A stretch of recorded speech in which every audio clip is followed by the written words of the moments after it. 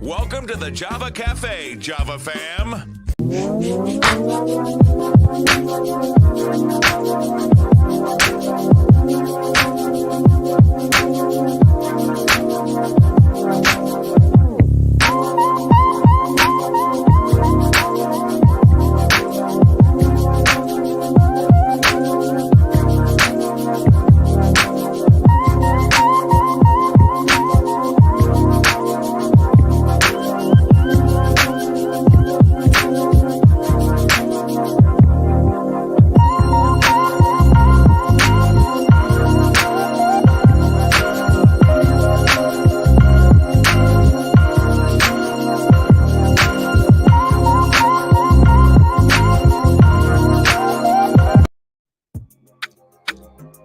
Good morning.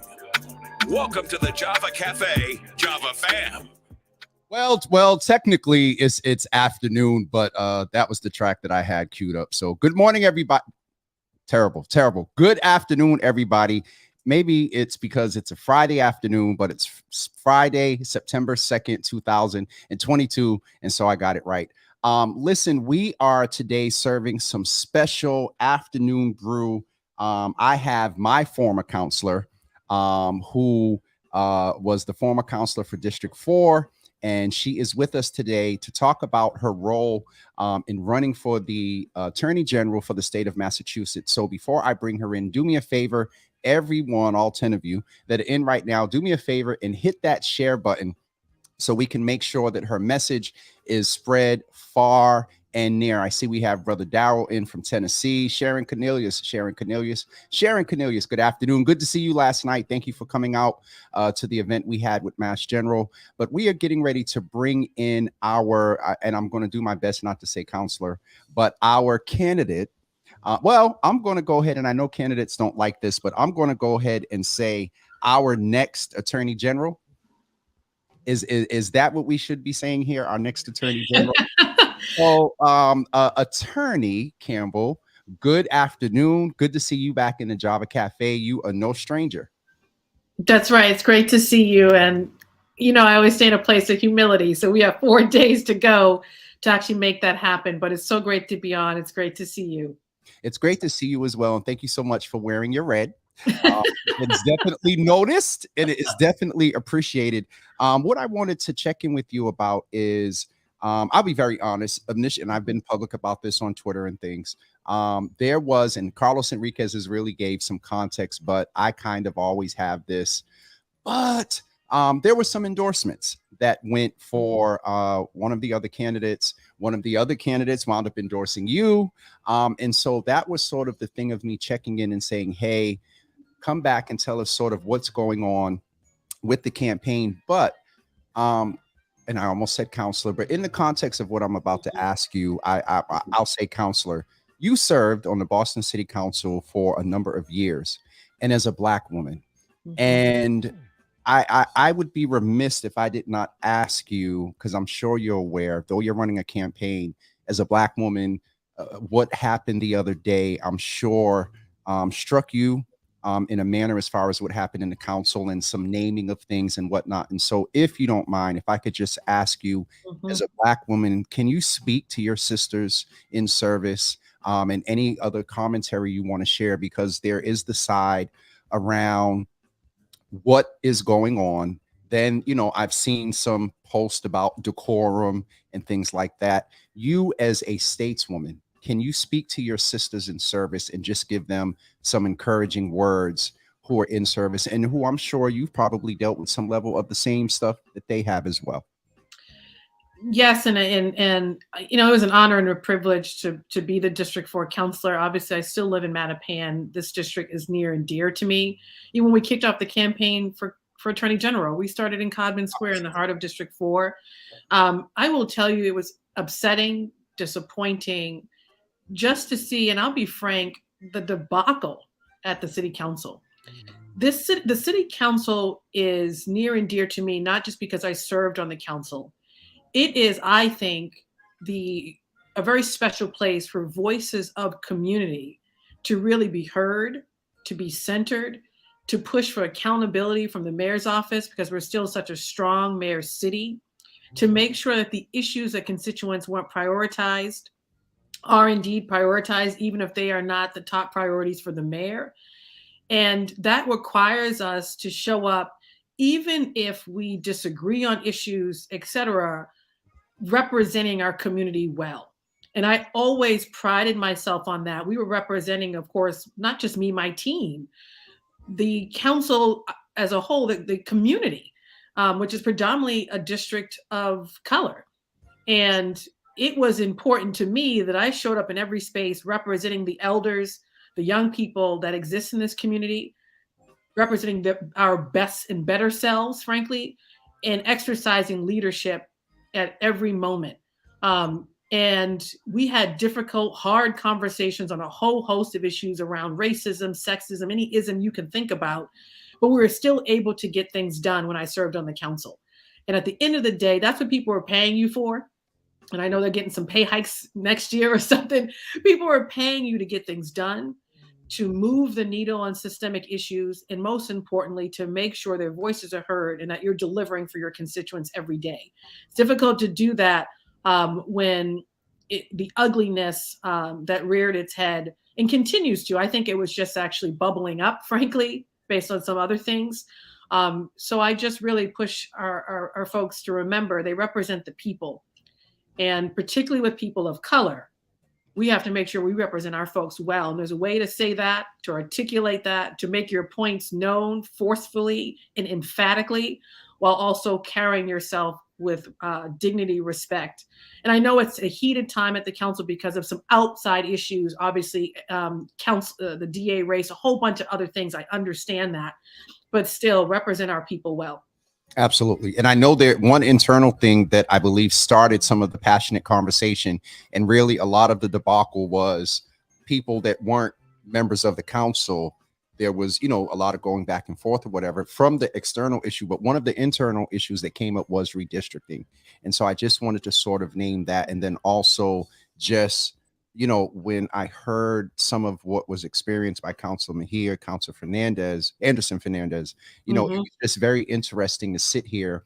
And because of, you know, my experience or whatever, I'm aware of some things as a Black man. I'm aware of some things as working in City Hall, and aware of some things just because of the space, that some things kind of come my way before I can even unsee them or unhear them. And so I just wanted to name that as well, that we should pay attention to redistricting.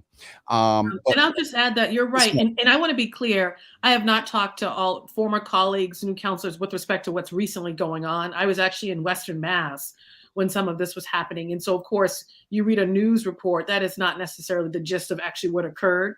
I'm going to see some of my colleagues tomorrow, frankly, when I'm with Congressman Presley and others in Hyde Park, pushing for folks to get out and vote. And I'll have some of these candid conversations. Obviously, I talked to my own counselor, who is also making his calls, right? I told him, talk to the people in your district. They have their thoughts and ideas. And remember, don't inform all your decisions just by being in a bubble. Talk to your people. And so it's, we have work to do. We do. We have work to do. And I'll see some of my folks this weekend, which I'm really excited about. There's a canyon, you know, people say a room for improvement. No. There's a canyon for improvement. And so let's talk about your candidacy. You launched in Codman Square, and then within a couple of hours, I see posts and whatnot that you're like out all over. I was going to say country, out all over the state. And so this is a statewide race. You do have some backing from someone that is very experienced in running a statewide race and has name recognition, and that's sort of the poly, because, you know, we move in advocacy, but in order to increase the voice and the impact of the advocacy, we have to get involved in a little bit of politics sometimes to get elected. And so tell us about the campaign, where, you know, you said 4 days. I love your humility around, you know, when I said our next attorney general. But, you know, you don't get in this without having some faith. And we talked about our faith. Absolutely. Yeah. So That's you don't right. get into this without some faith that you're going to accomplish that, what it is that you've set out to do. So give us an update. What's going on? But you know what? I'm so sorry. I didn't ask you how you were doing. I always try to start, because as I name politics and the vicarious impact of what you're observing in the council, and just being a Black woman, you know, in these times, being a woman in these times. How are you doing? I'm doing well. When I stay connected to God, prayer, and grounded in that, I say my faith and my family are my foundation. And as my mom likes to remind me, any cracks in that, and I'm in trouble, right? Because everything in the world at moments is crazy. So you have to protect your mind, your spirit, your physical body. So I'm doing well. And I will just say it's an honor and a privilege to be a candidate for Attorney General in this moment in time, given the issues we are talking about. You know, we're talking about the Supreme Court, reproductive health care, the fact that they're coming for our civil rights. We're talking about prison reform, criminal legal reform, small businesses that are struggling and need resources, inequity and economic opportunity, wealth building, housing affordability, every racial disparity you can think about. And here I have the opportunity to be crisscrossing this state, including going to Worcester, Central Mass, and to Western Mass, Springfield, communities I just feel left out and left behind, because we are so Boston-centric, to talk about what this office can do to help people, and to remind them, of course, to get out and vote. So I see this as a privilege, and it's a blessing to be a public servant. And now it's just about doing the work, right? Not taking anything or anyone for granted. So I'm doing well, and I hope you're doing well. I am, and thank you for asking as well. I really am, and I'm really proud of you in the fact that you were a counselor, you ran for mayor, but you didn't go away. You said, okay, because you're a lawyer, let me raise my voice in this space. And there is a lot that I believe that some residents of Massachusetts, because of historical times, take for granted. Well, Mhm. Attorney Campbell, as you just mentioned, we are in some different times. And so we can't take some things for granted in Massachusetts. What is it that you would say that, and I'll be honest, this is a state constitutional role. And Mhm. so a lot of people may not be familiar with what, and I know the AG's office got a whole lot of attention around the whole ride share thing and whatnot, and a few other issues, but how important is it that we pay attention to who is wait a minute, hold on. I'm getting this in real time, but we've used this term about the AG before, and but you would technically be the legal law enforcement officer of the state. That's right. And as someone recently said, I was actually a state trooper I was talking to who said, you'll be the top cop. And while that is Just one, kinda hit me, it's just so that's one framing, and it's a serious one. It But is. what it means is that your job is to protect people. Okay. It's to protect our rights. It's to make sure that the Constitution, the laws that say you or should be afforded health access to health care, access to opportunity, that you should not be discriminated against in employment, housing, that when you try to get a loan from a bank, you shouldn't be discriminated against, that when you make a mistake or you end up behind a prison wall, that you still should be treated with a sense of humanity.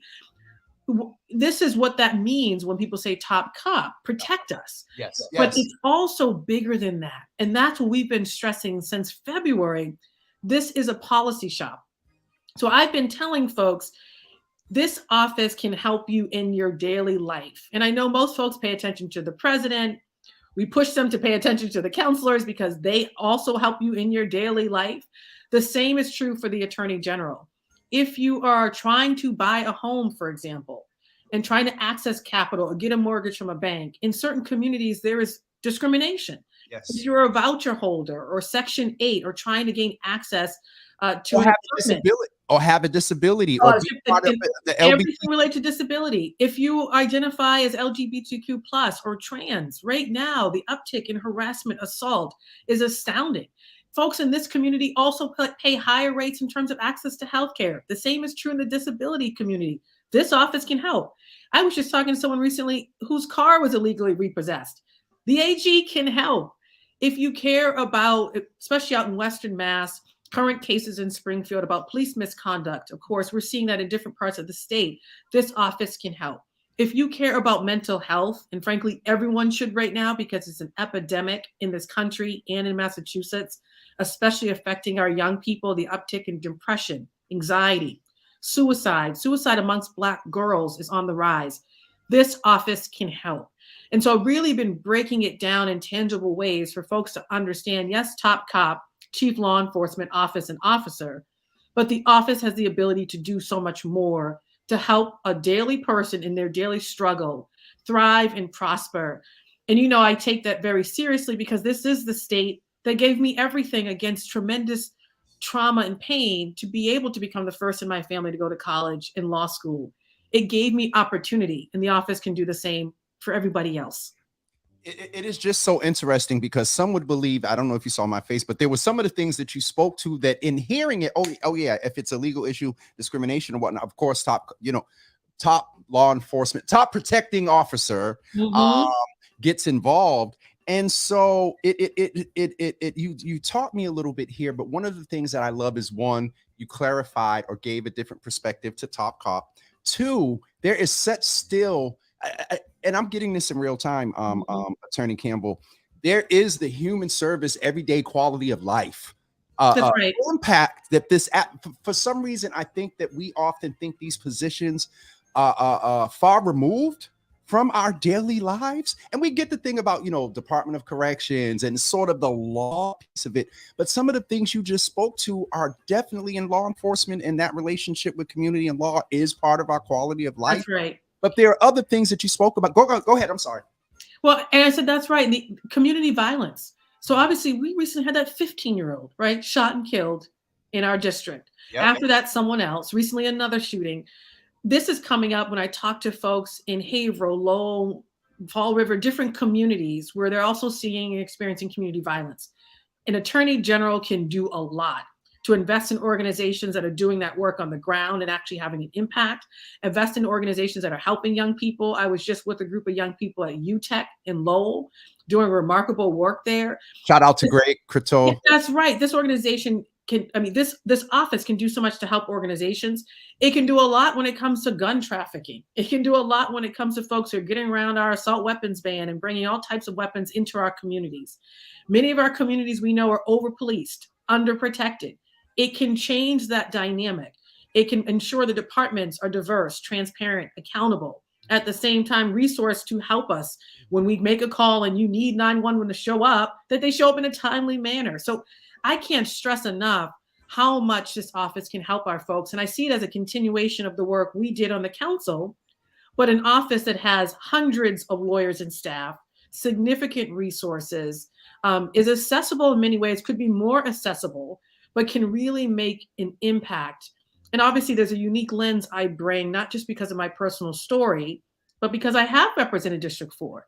And I've seen the needs of a community that is actually reflective of the needs of other pockets of the state too, that feel left out and left behind. We can change that. And that's what keeps me going, energized and excited and passionate. Now we just got to get our people out to vote the day after Labor Day, of course. That's a whole nother thing. I just wanted to acknowledge that there is a voter listener in that's saying thank you to hear you're aware of west of 128, a real problem in the state. And so funny because That's right. I was going to ask before you said it, do you feel that District 4 is sort of a microcosm of other issues and sort of a mini reflection of the state of Massachusetts? So that does give you a point of reference in which to have some level of peer review. It may demonstrate itself in, differently in Western Mass based on populations or whatnot, but there is some sort of foundational things that fight our improved quality of life, no matter where you are. That's exactly right. And there are many things we have learned from the work in District 4, even activating city-owned vacant lots as a solution to address community violence. That is still going on in the city. And I know the current administration is pushing for activation of these lots. And we want to keep pushing for those to go to folks in the community to build wealth, right? This is something you can do in other pockets of the state. I think for other communities, especially outside of 128, outside of 495, these are communities concentrated in poverty, many communities, where they don't have the same level of wealth that we find in Boston, that we find in Suffolk County. And so on the one hand, being in Boston and being in Suffolk County, you are blessed because there is significant wealth in our city. The question, of course, is always equity and whether or not we're driving that to the pockets that need it the most. And that's an ongoing conversation, of course, an AG can be a part of. But in other parts of Western Mass, counties that are concentrated in poverty, dealing with significant underinvestment, they are not only overlooked and forgotten in many ways, they don't necessarily have the wealth surrounding them. So we have to really be intentional in how we create opportunity and wealth building strategies in those communities. And people are doing some of that on the ground. And much of that wealth building is not dependent on Boston. So we say a gateway city. These communities should be center cities. They are driving economic opportunity for a whole region, and they need to be celebrated. They need to be centered in the work, and we need to show up in these communities. So I'm really proud that just last week we were in Springfield twice and surrounding communities. I was just in Berkshire County, another part of the state that feels forgotten. The same thing with Central Mass, the same thing Fall River, New Bedford, Lawrence. So many places that are doing remarkable work with less. And it's really beautiful to see because it's people powered, it's community based. How can we scale that up? How can we support those efforts while at the same time bringing our communities together, including our urban communities with rural communities? We have poor rural communities in Massachusetts. So our state is reflective of what we see in the nation. And so there's a lot we can do to really continue to be a leader nationally on a whole bunch of issues. I really, it's just so amazing. You talk about wealth building. You just talked about rural areas and then within the city. The interesting thing is, how do we build some sort of gardening program where there's a lot of land out in the rural area? Because you were very involved in farmers market stuff here in the district. Like I could see where there could be a collaboration with, Dorchester and Darren and I often call them the W towns, one of the W towns, to where there's some sort of exchange. Young people that may have some community service, they got to go out and work. There can be some workshops and teaching gardening. So even something like that with wealth building, that talks to nutrition. This is in the AG's office? So much. I mean, there is a whole healthcare bureau within the AG's office. There's a civil rights Yep, division. yep. There is people dealing with wage theft. You went to work, you didn't get paid. There's a whole division that helps you get your money back. There's so many bureaus and divisions that can focus on ways in which to help communities build wealth. It's not just about getting some folks a living wage and some benefits. With inflation, prices going up on everything, which you can also take on, how do we make sure that people have an opportunity to move up?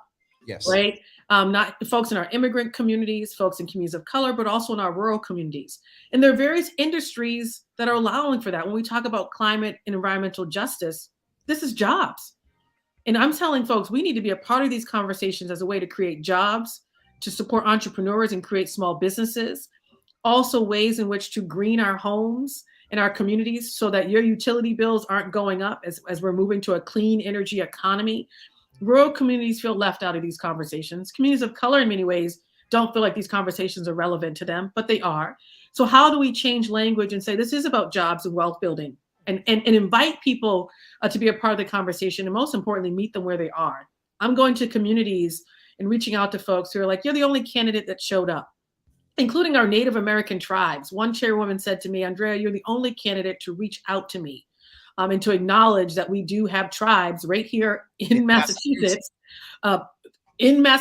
Right? This native land and indigenous land that we live on and live in, who are doing remarkable work and who are working, of course, with the federal government, the state government on a whole host of issues. So we have to be intentional. We always have to center equity. But most importantly, I get it. People don't want just talk. They want outcomes. And with this office, you can really deliver for families in ways I think they haven't really thought about in the past, that builds upon those who've come before. Maura Healey obviously has endorsed me in the race. Really proud of that. It takes courage to do that. She knew all of the candidates. Quentin Palfrey, who was just one of my opponents, he suspended his campaign and said, I'm going to do everything in my power to help. Congressman Presley, Congressman Clark, Senator Markey. I mean, there's so many folks who are stepping up along with local electeds across the state. We just have to keep working, getting our message out. And I appreciate this platform because I can't tell you how important it is, the local platforms, the local papers have really stepped up to cover our race in ways that other outlets have not. And I have an opponent who's now spent $7 million of her own money to flood the airways and mailboxes with. Hold on. I'm about to log in OCPF. Hold on. No, I messed it. But $7 million of her own money in an effort to try to buy this election. And this race is historic. No Black woman has ever served. I was going to ask you, has a Black Black woman ever made it on the ballot for Attorney General? Not only served. So you made history, Black history, in being the first Black woman to be on the ballot. And now we have to get this across the finish line. And I know what it means to folks. Representation matters. We say it all the time. I understand that. But it's more than that. This office can deliver for our people and do it in a way that brings people together, that literally looks at the maternal health outcomes in our poor rural communities, and I'll name with poor white residents, and look at the Black maternal health outcomes and say both of these are disappointing, upsetting. We can do something about all of these maternal issues and bring our communities together. And in this country right now, we're so divided, people are not getting anything done. They're just yelling at each other. This office can really help bring people together and deliver for them. And that's really exciting. And so I just have to keep getting out here the next 4 days, phone banking, door knocking, to tell folks to get out and vote the day after Labor Day. Plan your party and plan your vote. Yes. I want to ask one thing, that though you've given so much clarity and expanded, I believe, the knowledge base of what this office can do, I wanted to go back to a little bit of law enforcement, Attorney Campbell, just because one thing is personal to me, and I think I tagged you and Maura and somebody in it once a few weeks ago, is that, yes, on a larger level, that I know that with the period that we're in post George Floyd, even before, there is a lot of hesitancy still when it comes to law enforcement. And I'll bring it right home specifically. There is some media outlets local. Thank you for that, celebrating Black and local and community driven media.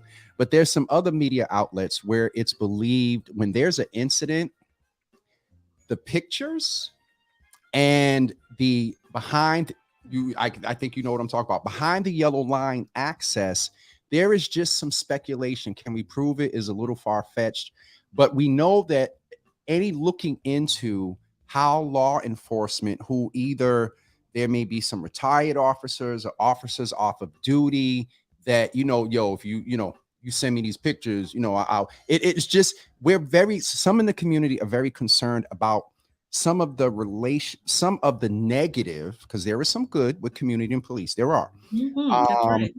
Some of the negative impressions that still linger, and in some cases are valid. And so just when you see, and I wish I could be more specific, but you see pictures that look like, I'll just be honest, it looks like the police sent them and took them on the scene, because they do, photographs to capture, for investigating. But when you see on some of these media outlets, Attorney Campbell, no regular media or community person could get access. They're so crisp and so clear. And so we're just concerned about that's one example. I'll stay away from the other about, law enforcement and media. But how, I guess on a larger scale, will you ensure the integrity of the office that is perceived top cop, hold law enforcement accountable? And I know you do have to balance, because you're representing to some extent the law, but you're also representing community. So how do you find that balance? And any little bit you want to give around that specific media and pictures issue, feel free, but the larger one. Right. We can have both. As I'm crisscrossing the state, this idea that we can't have both. We need, obviously, in certain instances, officers to show up when people are harmed, domestic violence, trauma against children, a shooting, a homicide, whatever it is. And we know in certain pockets of even our own community, officers who are working in partnership on the ground with community effectively to deliver, right? And many officers live in our community. I even have a state trooper who lives around the corner from me doing remarkable work. And at the same time, we can ensure these agencies are accountable to the people, that they are transparent, diverse, that they are, when something goes wrong, held accountable. I mentioned Springfield cases, with a case right now that the AG's office is working on, off-duty officers beating up someone, and all types of barriers were put in place to prohibit the community and this individual and family from getting justice. There's an assistant attorney general working on that case right now, but talking about the need to do more to address these systemic issues. And so I actually propose establishing a police accountability unit within the Civil Rights Division to look at these issues from a systemic way, not just on the media relationships, the leaking of footage or whatever it is, or the imagery that is used. That also is from the media side too. They're rushing to put out videos on Twitter, rushing to put out imagery of certain types of cases, in reflecting certain types of individuals in a certain way that is detrimental to a community. There is a lot an AG's office can do with prioritizing these issues. And I actually think, as I'm crisscrossing this state, and most recently in Lawrence at the BECMA forum that we had, you were there. Yes. There were officers in the room. Who Yep. came out afterwards and said, it was so great to meet you. Thank you for your service. One one grew up in Boston, and they want to be a part of these solutions too. They also inside the system seeing things that may be troubling to them as well. How do we include them too? Yes. So I'm excited for some of the possibilities and conversations as we work to get there. Yes. As I run to the next thing, I'm actually going to the mosque in Roxbury. Okay. I will actually be covering my head, of course, and not cover it up. Yeah. But we have 4 days, and I can't stress this enough. We put a lot on social media, but most importantly on our website, andreacampbell.org, as a way for people to get informed. We put policy up there, we put information, ways for people to get involved, and so that they can get out and vote. And I'm telling folks, when you go vote, bring 5 or 10 family members or friends with you. Text your network, email them, get on social media, because that's the only way we're going to win this race against someone who's spending $7 million of her own money, is for our people to turn out and vote. Early voting ends today, but then, of course, the polls are open on Tuesday, the day after Labor Day. It's the 6th, but I've been telling folks, the day after Labor Day. That's a whole nother thing. From your city council days, how this is impacting the budget. because everybody that has to prepare, because we brought this up the other day, everybody that has to get everything ready for the 6th, they're working on the 5th. And I know there's been some changes in state law with the new minimum wage that I think time and a half or sort of whatever disappeared. But excuse me, there are people working on that holiday. So we want to celebrate them as well. That's right. Let's definitely reiterate the day after Labor Day. If you live in Boston, or is that statewide? That's just Boston. Yeah, anywhere in Massachusetts. Anywhere in Massachusetts. You vote on the attorney general race. No, I mean, as far as early voting, is that across the state? Across the state. So you can go into different polling locations. And it ends today, early voting, but you can go to any polling location and vote early. Some people are doing that. And that ends today. And then Tuesday, the day after Labor Day, is the primary election, the last opportunity to vote. And stressing to my people, please get out and vote. Bring some people with you to the polls to also vote, your family members, but then remind your networks, your colleagues, your coworkers, folks on social media to get out and vote in this critical race, because it is important to the well-being of our communities, taking on racial disparities, of course, but also really making sure that equity is centered in the work, that service is centered in the work, and that you have an attorney general that is accountable to the people. And that's exactly what I would do as attorney general. And so I think when you bring up the warm and fuzzy, I automatically go to Counselor Attorney Campbell. It was so great to talk with you. Thank you for having me. And here's our good brother. I bought 10 with me last Sunday. I was so proud to vote for you. Love and blessings from Thaddeus Miles. Oh, thank you, Thaddeus. That's right. Keep telling everybody. Another early voter here. They said the whole house. I love it. All right, Attorney Campbell. And a person out there, plan your party, plan your vote the day after Labor Day. And thank you so much for having me. Everyone have a blessed day. In these last 4 days, we're not going to slow down. So hope to see some of you guys on the trail. I will see you soon, and hopefully save some room for me on the 7th around 9:20, so you can come in and we can talk about transition and all that wonderful stuff. All right. Thank you so much. Campbell. I'll see you soon. Bye, everyone. Bye-bye. That was our wonderful Attorney Campbell. Trying to really make sure I say that intentionally, as she is no longer Counselor Campbell. Forgive me for not remembering to tell you all that this was happening today. There was just so much going on, getting ready for the live recording yesterday, which, and I know a couple of folks will get me, but the tech didn't work. And so the wonderful mass, production recording didn't happen. I got some new lavalier mics and tested everything else and didn't test those. Hooked up my system the same way that we've done it at the underground and other places. And I just thought you hook up the lavaliers, you match the little thing in the boxes, and it wouldn't work. And I was done yesterday.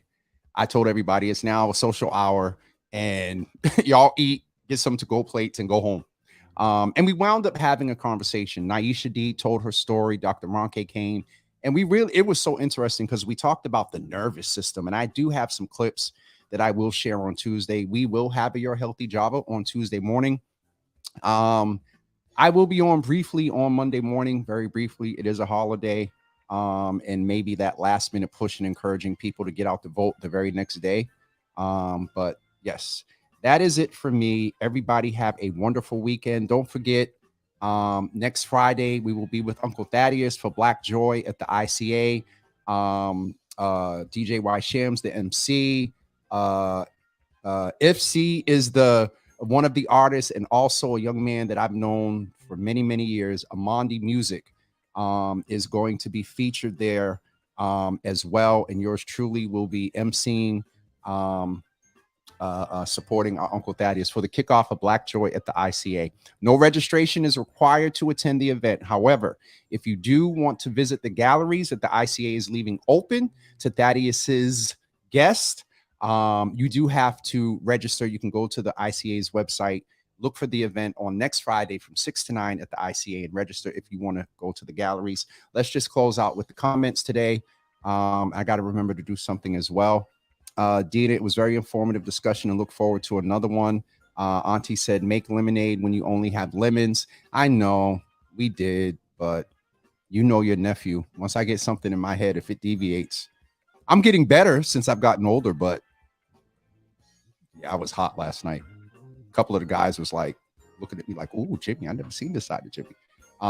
Nothing unseemly, but just I was so aggravated. Please vote friends and the other person who is buying votes or the other. Please vote friends or the other person who is buying votes will win. We can't allow that. Miss Gail. Hey, Miss T, good to see you in the room. Michelle, good to see you in the room. And we will see you. I think you said next week. We'll see you soon. All right. Also, I wanted to let you know that if you're keeping up with the DA's race and the perspective of what's going on with the allegations, Ricardo Arroyo came on, I believe it was yesterday. And he mentioned that he was in court trying to get the judge to release the records. Based on some texts I got and based on some, and I smiled like that based on some texts I got because there were quite a few. I was wrapping up the event and my phone was going ding, ding. Ricardo got the stuff released, just so you know. And so I did have some communication with this team. And so Ricardo will be back with me. Counselor Ricardo Arroyo, also candidate for district attorney. He will be back with me tomorrow, Sunday at 8 p.m. They gave the decision yesterday, and as Auntie Java said, they're getting released today.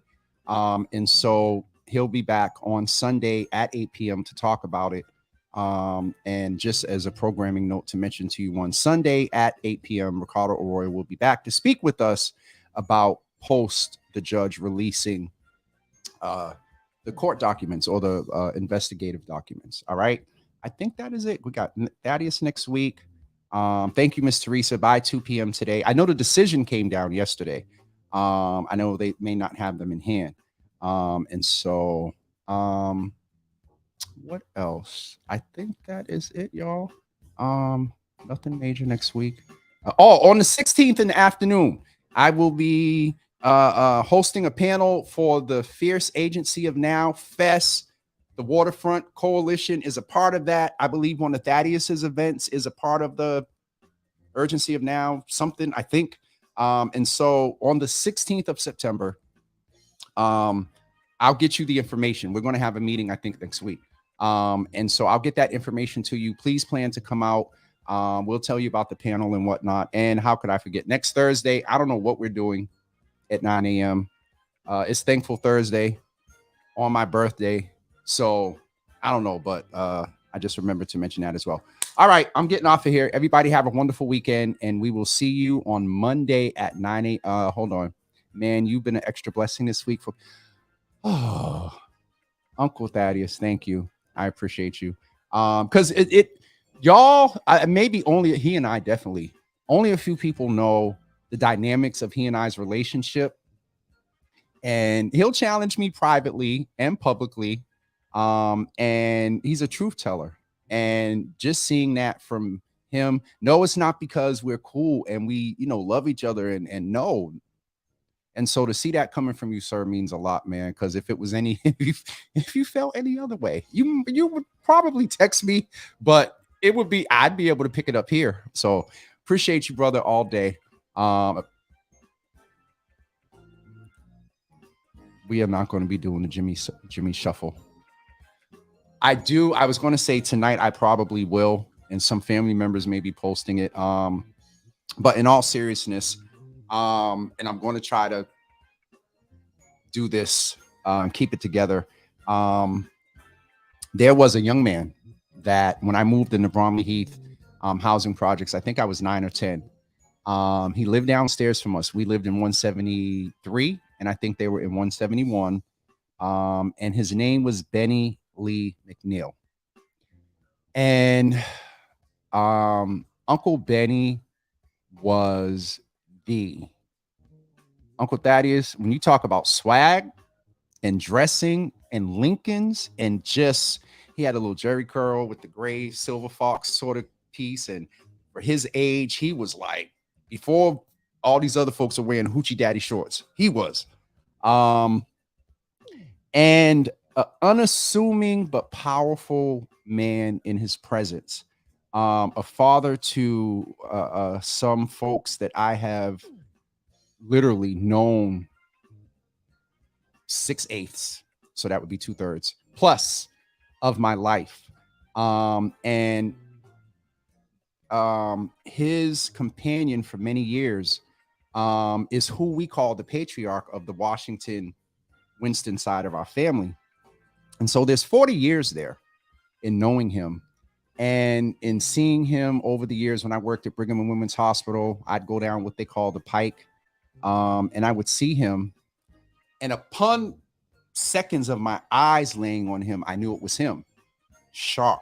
Sometimes, just a pair of pants. No, actually not. Never just a pair of pants and a shirt. Suit or some sort of top accessory, a hat, sharp baseball hat, could be suede, could be leather, could be a fitted net. Shoes, always on point. And as he got older, his voice, sort of changed a little bit. It would be, "Hey, James," and seeing him there. And so he transitioned a couple of days ago, and the family is pretty good, because many invested and took care of him toward his latter days. And so to Nika, Corky, Keisha, the Grands, Wardell, Keisha, all of them, all of the children, all of the grandchildren, Kenny, Maria, Rayshawn, Denise, Angel. I need you all to keep the Winston and Washington family in your prayers as we celebrate Cynthia, Aunt Sis, everybody over in Bromley Heath and abroad. Just really keep the Washington and Winston family in prayer. And yes, we definitely appreciate you. Shout out to Darren Howell that has a veiled case for us for the repast next weekend. So keep them in prayer. And I did good. I didn't break. So, all right, please keep them in prayer, you all. It's much appreciated. Happy Friday. Do something be careful this weekend. It's a holiday weekend. Driving. Things have been very interesting in the community when it comes to violence. So be careful, be prayerful. Be careful, be prayerful. We'll end with that. Have a great day.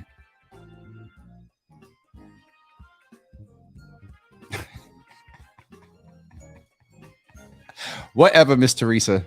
All right, y'all have a wonderful weekend, and we will talk to you Monday morning at 9 a.m. Peace.